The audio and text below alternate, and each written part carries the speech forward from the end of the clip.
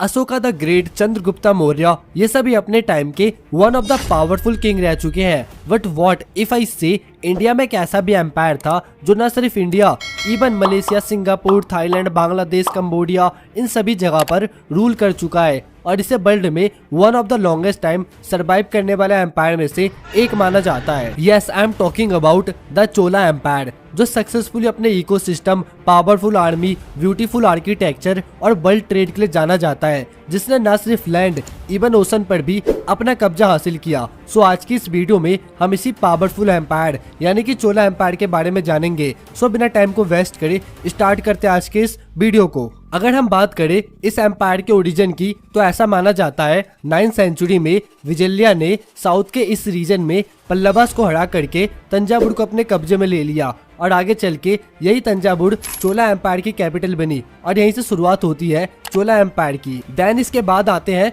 Aditya first, जो Chola empire के second king बनते हैं। बट हमारे लिए Raja first and Rajendra Chola first, ये दोनों ज्यादा इंपॉर्टेंट है क्योंकि इन दोनों ने चोला एम्पायर को समुद्र पार Malaysia, Singapore, Thailand, Cambodia, Bangladesh, इन सभी जगह पर एक्सपेंड किया और इन दोनों को चोला एम्पायर का सबसे पावरफुल किंग माना जाता है। चोला एम्पायर अपनी ज्यादातर ट्रेड सी के थ्रू करते थे क्योंकि उनके पास एक पावरफुल नेवी थी और इसी पावरफुल नेवी के कारण चोला एम्पायर ने समुद्र पर भी विजय हासिल किया था। चोला एम्पायर का इकोसिस्टम वेल एस्टेब्लिश था, जिसकी वजह से इस एम्पायर को रिचेस्ट एम्पायर भी कहा जाता है। चोला एम्पायर ने भारत को सोने की चिड़िया बनाने में एक इम्पोर्टेंट रोल प्ले किया था। चोलास ने अपने ट्रेड को वर्ल्ड वाइड एक्सपेंड कर रखा था, जिसकी वजह से चोला एम्पायर की रीच पूरे साउथ ईस्ट एशिया तक थी। चोला डायनेस्टी अपने आप को शिव भक्त मानते थे, जिसकी वजह से चोला एम्पायर के अंदर में बहुत सारे बड़े बड़े शिव जी के टेम्पल्स बनाए गए थे।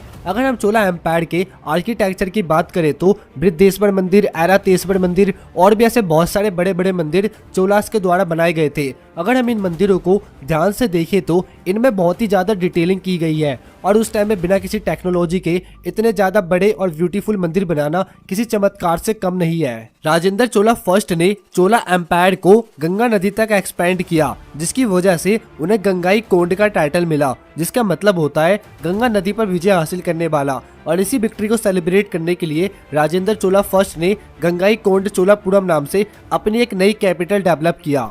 अगर हम बात करें चोला एम्पायर के मैनेजमेंट सिस्टम की, तो चोलास ने अपने एम्पायर को 9 डिवीजन में डिवाइड कर रखा था, जिसे वो मंडलम कहते थे। हर मंडलम को एक वाइसराय लीड करता था, जिसे राजा के द्वारा मिले हुए ऑर्डर्स को फॉलो करना होता था। हर मंडलम को अलग अलग एरिया और ब्लेज के अकॉर्डिंग डिवाइड कर दिया जाता था, जिसे उस एरिया में मैनेजमेंट का काम करना होता था और राजा के द्वारा मिले हुए ऑर्डर्स को उस एरिया में फॉलो करवाना होता था। इसमें कोई शक नहीं है कि चोला एम्पायर अपने टाइम का one of the powerful empire रह चुका है, जिसने अप्रोक्सीमेटली 1500 सालों तक सरवाइव किया। और चोला एम्पायर ने अपने आप को इंडिया तक लिमिटेड नहीं रखा, बल्कि आउट ऑफ इंडिया भी अपने एम्पायर को एक्सपेंड किया और ये एम्पायर वर्ल्ड में one of the longest time survive करने वाले एम्पायर में से एक था।